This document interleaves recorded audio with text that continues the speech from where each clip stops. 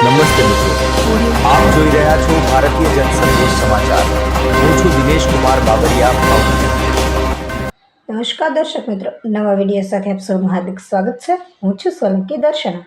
બોટાદ જિલ્લા પંચાયતમાં એનસીપીના ઉમેદવારોની એન્ટ્રી સરવા જિલ્લા પંચાયતમાં રમેશભાઈ સરવૈયાને ચૂંટણીના મેદાનમાં ઉતારવામાં આવ્યા છે અને તાલુકા પંચાયતમાં 2 ઉમેદવારોને ભાજપા કોંગ્રેસને ટક્કર આપવા માટે રાષ્ટ્રીયવાદી કોંગ્રેસ પાર્ટી શરદ પવાર સાહેબના માર્ગદર્શનથી પ્રદેશ પ્રમુખ શ્રી ચંદુભાઈ વાઘાસિયા અને કાર્યકારી પ્રમુખ શ્રી જગદીશભાઈ દાફડા સાહેબ શ્રી અને ગઢડા વિધાનસભાના પૂર્વ ઉમેદવાર એનસીપી સચિવ ગુજરાત પ્રદેશ શ્રી મંજીભાઈ સોલંકી, બોટાદ જિલ્લા પ્રમુખ શ્રી યોગેશભાઈ ડાભી, મહામંત્રી શ્રી ભરતભાઈ રંગપરા, વિઠ્ઠલભાઈ સાપરિયા દ્વારા આવનારા સમયમાં પાર્ટીને મજબૂત બનાવીને પૂરા ગુજરાતમાં પરિવર્તન લાવવાની શક્તિ ઊભી કરવા જઈ રહ્યા છે.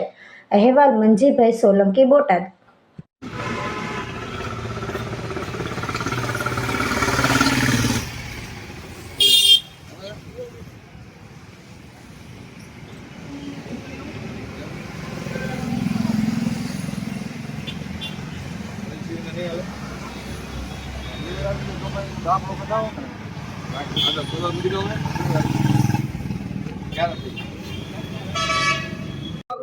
મારું નામ મંજીભાઈ સોલંકી, રાષ્ટ્રવાદી કોંગ્રેસ પાર્ટી ગુજરાત પ્રદેશ સચિવ, ગઢડા વિધાનસભાના પૂર્વ ઉમેદવાર. અમે એનસીપીમાંથી આજે બોટાદ જિલ્લા પંચાયતની મારી પાસે ફોર્મ ભરવામાં આવ્યું છે.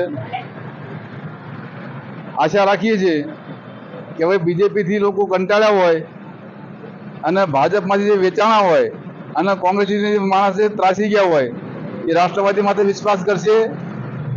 યુવા ઉમેદવાર છે, સમાજની વચ્ચે રહેલા વ્યક્તિ છે અને હાલ બોટાદની અંદર વિધાનસભાની મારી પાસે 1 લાખ જેટલી વધારે મત કોળી સમાજના હોય અને એ સમાજમાંથી યુવા, સક્ષમ અને સમજદાર વ્યક્તિઓ જ્યારે જિલ્લા પંચાયતમાં તાલુકા પંચાયતમાં ચૂંટણીમાં જે ફોર્મ ભર્યા છે, લોકો એમને સાથ સહકાર આપશે અને સંગી મતથી અમે જીતશું.